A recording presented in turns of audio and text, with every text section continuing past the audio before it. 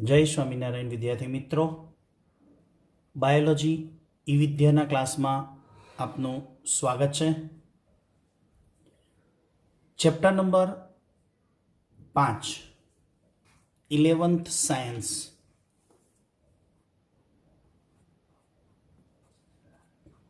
Chapter 5 सपुष्प वनस्पति में बाह्याकार विद्या।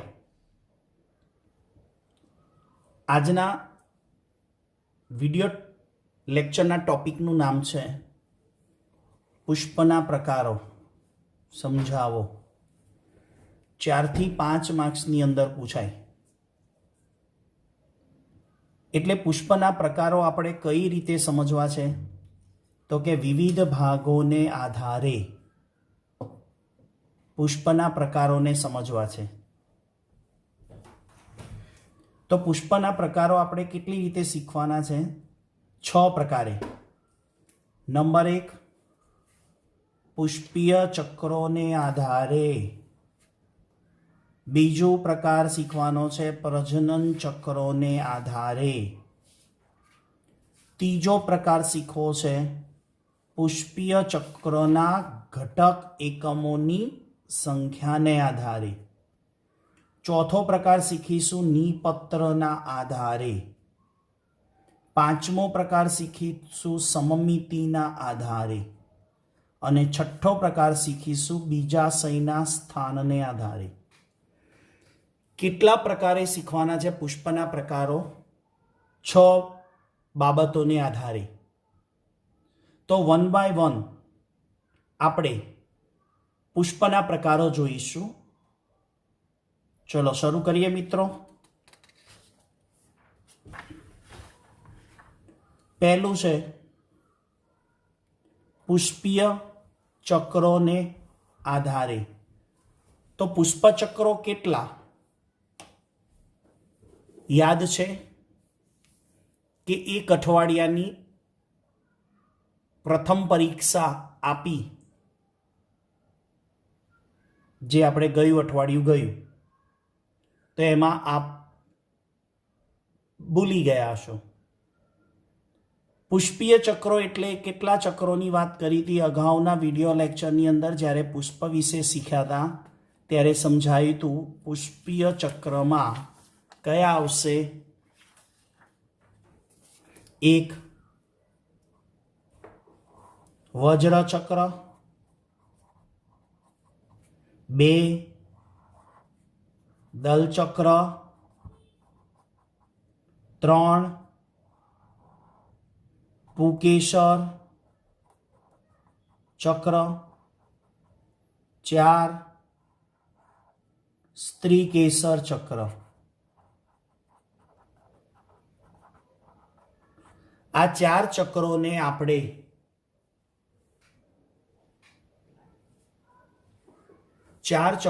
आपणे पुष्पीय चक्रों तरीके ओळखीशुं। ए पुष्पीय चक्रों ने आधारे पुष्पना प्रकारो समझीए तो केटला छे? 2। 1 संपूर्ण पुष्प अने 2 अपूर्ण पुष्प। संपूर्ण पुष्प कोने कहेशो मित्रों? तो वज्र चक्र, दल चक्र, पुकेसर अने स्त्री केसर। केटला चक्रो थया? 4। जे पुष्पमां 4 पुष्प चक्रो हाजर होय तेवा पुष्पने संपूर्ण पुष्प कहे छे। तो पुष्पीय चक्र ने आधारे संपूर्ण पुष्प एटले शुं? तो शुं व्याख्या बने संपूर्ण पुष्पनी? 4 पुष्पीय चक्रो हाजर होय तेवा पुष्पने संपूर्ण पुष्प कहे छे। तो अपूर्ण पुष्प कोने कहेवाय मित्रों? एकाद चक्र गैरहाजर होय। एकाद चक्र गैरहाजर एटले कोई पुष्प में પુકેસર ગેરહાજર તો શું બોલાય? અપૂર્ણ પુષ્પ. કોઈ પુષ્પની અંદર સ્ત્રી કેસર ગેરહાજર હોય તો શું બોલાય? અપૂર્ણ પુષ્પ. ખ્યાલ આવી ગયો? તો આ થયું પુષ્પીય ચક્રને આધારે સંપૂર્ણ પુષ્પ અને અપૂર્ણ પુષ્પ. નંબર 2, પ્રજનન ચક્રોને આધારે. હવે પ્રજનન ચક્રો કયા છે? તો અગાઉના વિડીયોમાં પણ સમજાયું હતું કે આ 4 ચક્રો છે, એમાં પુકેસર અને સ્ત્રી કેસર ચક્ર. આ પુકેસર અને સ્ત્રી કેસર બંને પ્રજનનમાં ભાગ લેશે. પુકેસરને આપણે નર પ્રજનન અંગ કહીશું, સ્ત્રી કેસરને આપણે માદા પ્રજનન અંગ કહીશું. એટલે પ્રજનન ચક્રને આધારે એક ઉભયલિંગી પુષ્પ,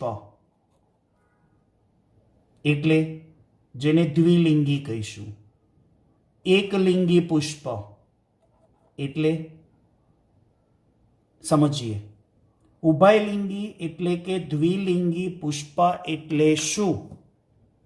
તો કે જે પુષ્પમાં તમને સ્ત્રી કેસર અને પુકેસર બંને જોવા મળે તો એને આપણે કહીશું ઉભયલિંગી પુષ્પ. એટલે કેવી રીતે? તો હું સમજ માટે તમને એક આઈડિયા આપું. આકૃતિમાં જુઓ, અહીંયા આ એક છોડ છે, બરાબર? એ છોડ ઉપર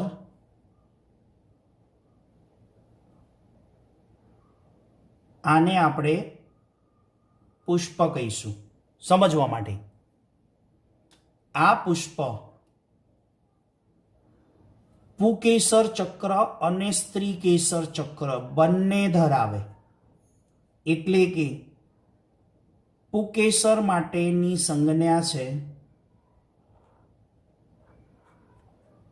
આ ગોળ, અને આવું નિશાન કરીએ ને એટલે પુકેસર કહેવાય. આ સંજ્ઞા છે નર માટેની, આવી સંજ્ઞા માદા માટેની કહેવાય. જે પુષ્પમાં પુકેસર હાજર હોય, જે પુષ્પમાં પુકેસર હાજર હોય તો હંમેશા બોટનિકલ સંજ્ઞા પુકેસર માટે નર એટલે આવી સંજ્ઞા વપરાય, અને માદા પુષ્પ એટલે કે સ્ત્રી કેસર હોય એની સંજ્ઞા આવી છે. આગળ એક અલગથી વિડીયો બનાવીશ કે પુષ્પનું જો વર્ણન કરવું હોય તો ઘણું બધું લાંબુ થાય, એટલે સંજ્ઞા દ્વારા એનું વર્ણન કરવાનું આવે, જે આપણે 2 કુળ શીખવાના છે એમાં સમજૂતી લઈશું. તો અત્યારે હું એમ કહું છું કે આ પુકેસર અને સ્ત્રીકેસર બંને હાજર છે. તો આ પુષ્પ છે, આ પુષ્પમાં પુકેસર પણ છે અને સ્ત્રી કેસર પણ છે. એટલે કે સમજો મિત્રો, આ પુષ્પ યસ એમાં આ પુકેસર હાજર અને જોડે આવું સ્ત્રી કેસર હોય. એટલે આને આપણે પુકેસરને નર પ્રજનન અંગ કહીશું અને આને આપણે માદા પ્રજનન અંગની સંજ્ઞા તરીકે ઓળખીએ આવી રીતે. તો આ પુષ્પ શું થયું? ઉભયલિંગી અથવા દ્વિલિંગી. ઓકે, સમજણ પડે છે મિત્રો? હવે એકલિંગી પુષ્પ એટલે શું?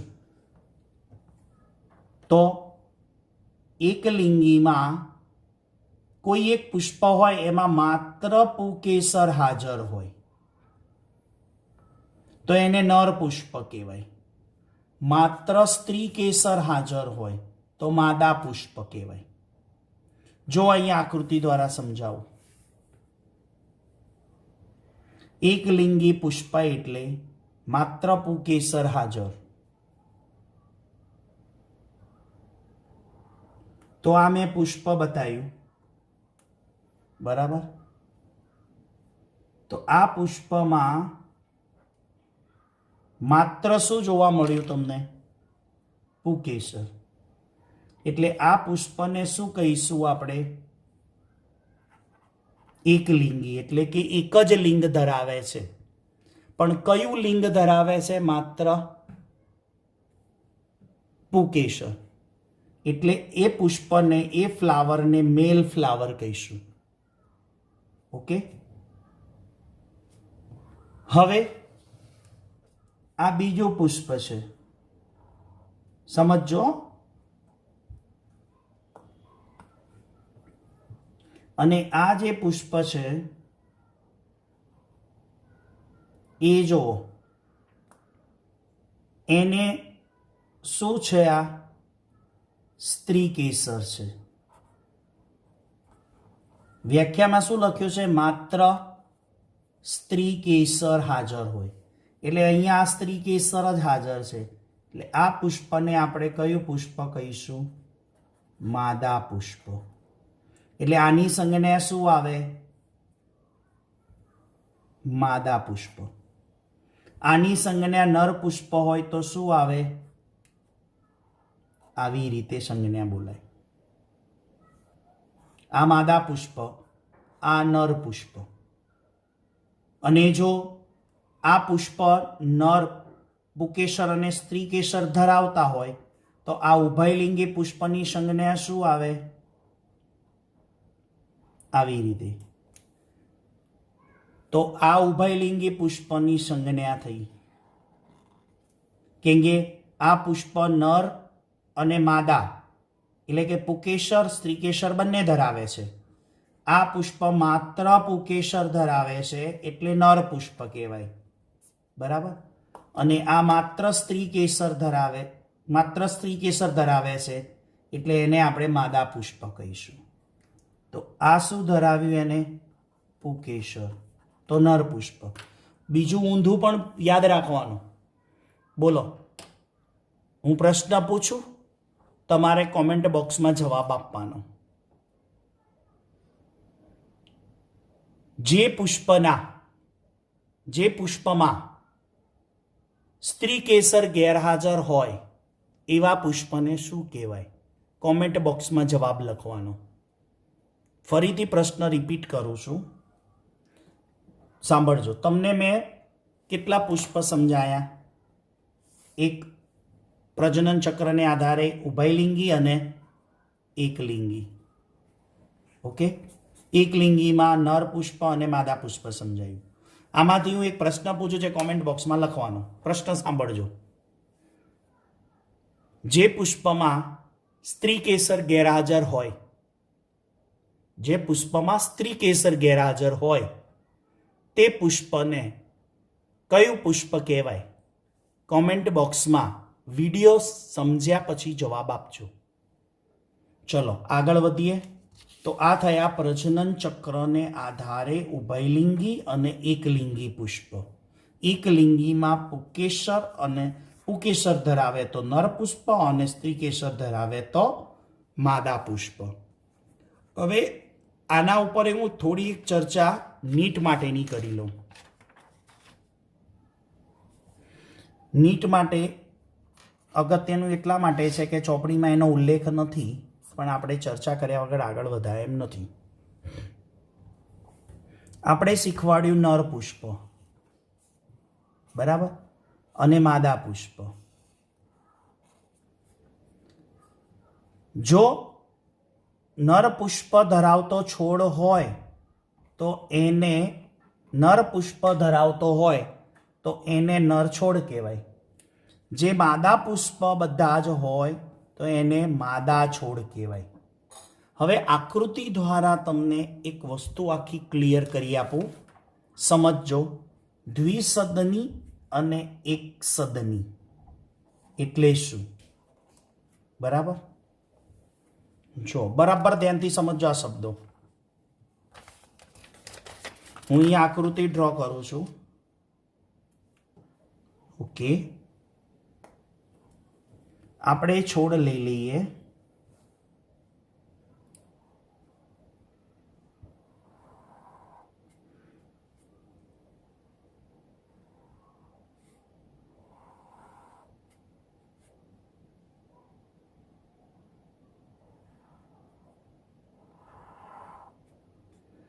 તમને સમજણ માટે આગળ સમજાવી દીધું એ પ્રમાણે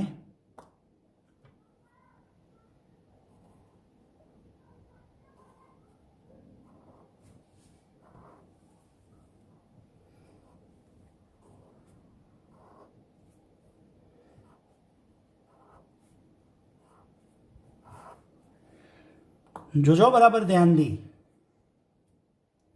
નર પુષ્પ માટેની સંજ્ઞા આવું દોરીએ તો કયું પુષ્પ કહેવાય? પુકેસર ધરાવે એટલે મેલ ફ્લાવર. પછી આ પુષ્પ હોય તો શું બોલાય? માદા પુષ્પ. ઓકે, હવે એના ઉપર જ આપણે સમજવું છે. તો જો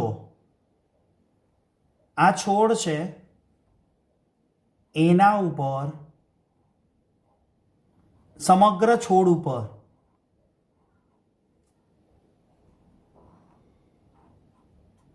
મેં કયા પુષ્પો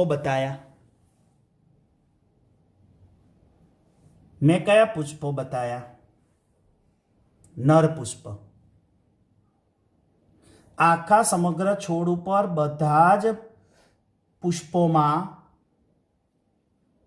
પુકેસર જ છે. એટલે આ સમગ્ર છોડ, આ પુષ્પ તો નર પુષ્પ થયું, આ પણ નર પુષ્પ, આ નર પુષ્પ, આ નર પુષ્પ. એટલે સમગ્ર છોડ શું થયો? નર છોડ. શું કહેવાય? નર છોડ. હવે આ બીજો છોડ લઈએ, એમાં આ પુષ્પ કયું છે? માદા પુષ્પ. ઓકે,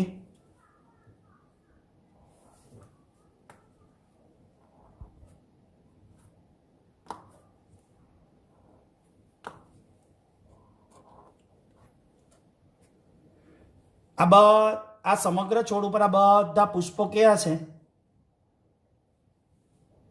આ માદા પુષ્પ, માદા પુષ્પ, માદા પુષ્પ, માદા પુષ્પ. એટલે આ છોડ ઉપર દરેક પુષ્પમાં માત્ર ને માત્ર સ્ત્રી કેસર છે. આ પુષ્પમાં સ્ત્રી કેસર.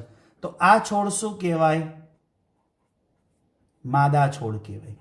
એક જ વનસ્પતિ હોય, માની લો એ વનસ્પતિનું નામ છે એક્સ વનસ્પતિ, ઉદાહરણ તરીકે. પણ એ એક્સ નામની વનસ્પતિ છે ને, એ એક્સ નામની વનસ્પતિમાં નર છોડ હોય અને માદા છોડ અલગ અલગ હોય. સમજણ પડે છે?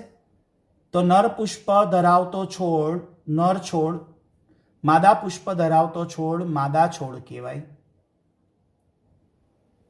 આ નર અને માદા છોડ એક્સ નામની વનસ્પતિ છે, એમાં નર છોડ જુદો હોય ને માદા છોડ જુદો હોય. વનસ્પતિ એક જ હોય.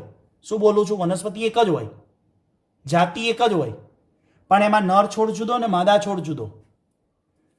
આને કહેવાશે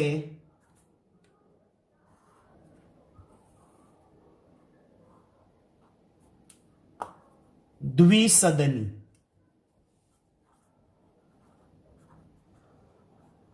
દ્વિસદની વનસ્પતિ. એટલા માટે દ્વિસદની. દ્વિ એટલે બે, સદન એટલે ઘર. એક ઘરની અંદર નર પુષ્પ રહે છે અને વનસ્પતિના બીજા ઘરમાં માદા છોડ રહે છે. એટલે શબ્દ પડ્યો દ્વિસદની વનસ્પતિ. દ્વિસદની વનસ્પતિમાં યાદ રાખજો, નર છોડ અને માદા છોડ જુદા જુદા હોય, વનસ્પતિ એક જ હોય. જ્યારે અહીંયા ધ્યાનથી સમજો,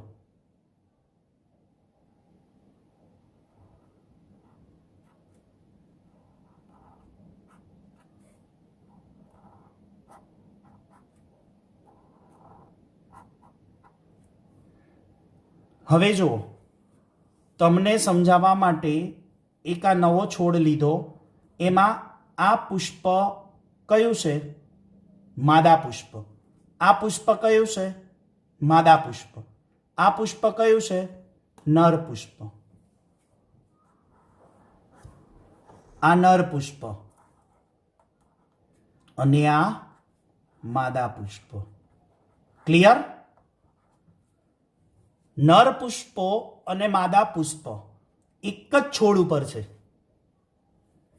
તો નર પુષ્પ અને માદા પુષ્પ એક જ છોડ ઉપર હાજર હોય તો એક સદની કહેવાય. એટલે આને કહીશું આપણે એક સદની વનસ્પતિ. કઈ વનસ્પતિ તરીકે ઓળખશો? એક સદની. કારણ કે એક જ સદન એટલે એક જ ઘર, એક જ ઘરની અંદર નર પુષ્પ અને માદા પુષ્પ છે. એટલે એક જ છોડ ઉપર આ એક જ છોડ છે. માની લઈએ કે આ વનસ્પતિ વાય વનસ્પતિ છે. વાય વનસ્પતિની અંદર નર પુષ્પ અને માદા પુષ્પ એક જ છોડ ઉપર છે, તો એને એક સદની કહેવાય. હવે બિલકુલ ધ્યાન રાખો, બીજું એક આગળ નીટ માટે તમને અહીંયાથી મેં એક આડી લાઈન બતાવી. એ જે આડી લાઈન બતાવી, બરાબર ધ્યાનથી જોજો. ઉપરની તરફ કયા પુષ્પ છે? નર પુષ્પ. અને નીચે આ ધરી છે, મુખ્ય અક્ષની નીચેની તરફ કયા પુષ્પો છે? માદા પુષ્પ. ઉપર તરફ કયા પુષ્પો છે? નર પુષ્પ. આવી જ રીતની ગોઠવણ હોય.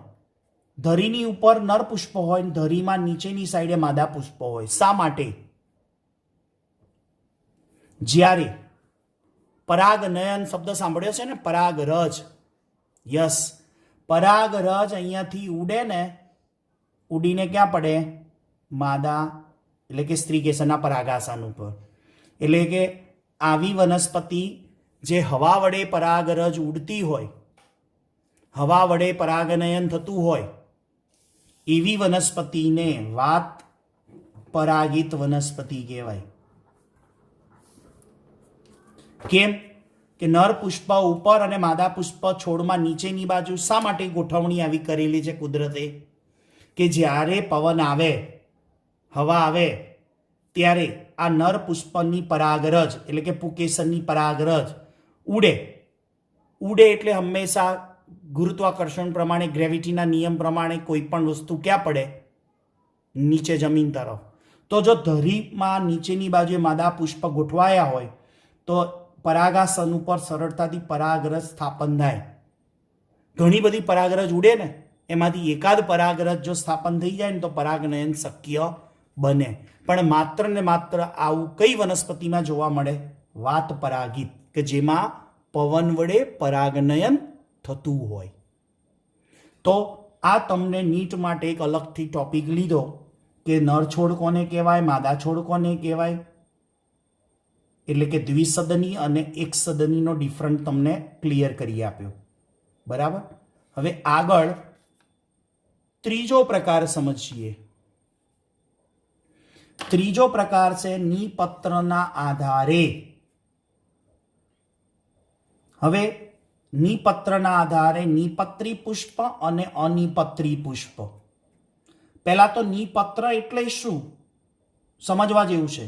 જે પર્ણની કક્ષમાંથી પુષ્પ ઉદ્ભવે. જો હવે બીજો આઈડિયા,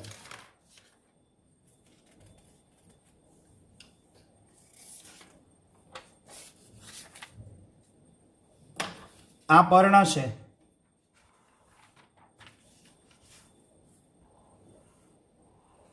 યસ પર્ણ. પર્ણને આ શું બની? કક્ષ. સમજાવી દઉં ને, આ કક્ષ કહેવાય. અને આ કક્ષમાંથી જો પુષ્પ ઉત્પન્ન થાય, આ પર્ણ છે, આ પર્ણની કક્ષ કહેવાય. અને આ કક્ષમાંથી યાદ છે કક્ષકલિકા નીકળે, પ્રકાંડમાં સમજાયું હતું. એ કક્ષકલિકા ભવિષ્યમાં કોઈ શાખા એટલે કે ડાળી બને. अथवा तो ए जग्याएथी शुं निकळे? पुष्प। अने आने शुं कहीए? पर्ण। तो पर्णनी कक्षमांथी जो पुष्प सर्जाय तो आ पर्णने शुं बोलाय? निपत्र पर्ण कहेवाय। कयुं पर्ण कहेवाय? निपत्री पर्ण। अने आ पुष्पने शुं कहेवाय? निपत्री पुष्प। समजाय छे? जे पर्णनी कक्षमांथी पुष्प सर्जाय एवा पुष्पने निपत्री पुष्प कहीशुं। अने आ पर्णने शुं बोलाय? निपत्री पर्ण। क्लियर मित्रों? आगळ जो अहींया व्याख्या, पर्णनी कक्षमांथी पुष्प उद्भवे। पर्णनी कक्षमांथी पुष्प उद्भवे तो एवुं जे छे छोड़ कयो होय? जोवा मळे तमने बोगनवेल। पण निपत्र विहीन पुष्पने शुं कहेवाय? अनिपत्री पुष्प। एटले के आ प्रकांड छे, आ एनी टोच उपरथी पुष्प सर्जायुं। प्रकांडनी अग्रकलिका छे एमांथी आ पुष्प सर्जायुं तो आने आपणे शुं कहीशुं? अनिपत्री पुष्प। केम के पर्णनी कक्ष वगर पुष्प सर्जाय तो एवा पुष्पने अनिपत्री पुष्प कहीशुं। तो सिंपल व्याख्या शुं बने? निपत्र विहीन पुष्पने शुं कहेवाय? अनिपत्री पुष्प। उदाहरण तरीके गुलतोरो। समझाय छे मित्रों? यस। तो आ थयो पुष्पना प्रकारो। पहलो प्रकार थयो पुष्पीय चक्रों ने आधारे। बीजो प्रकार समझ्या प्रजनन चक्र ने आधारे। पहलो प्रकार पुष्पीय चक्रों ने आधारे, बीजो प्रकार प्रजनन चक्रों ने आधारे, त्रीजो प्रकार पुष्पीय चक्रना घटक एकमोनी संख्या ने आधारे અને આ ચોથો પ્રકાર શીખ્યા આપણે નિપત્રના આધારે। હવે બાકીના બે સમમિતિના આધારે અને બીજાશયના સ્થાનને આધારે પુષ્પના પ્રકારોને આગળના વિડીયો લેક્ચરમાં સમજીશું। ત્યાં સુધી સૌ વિદ્યાર્થી મિત્રોને જય સ્વામિનારાયણ।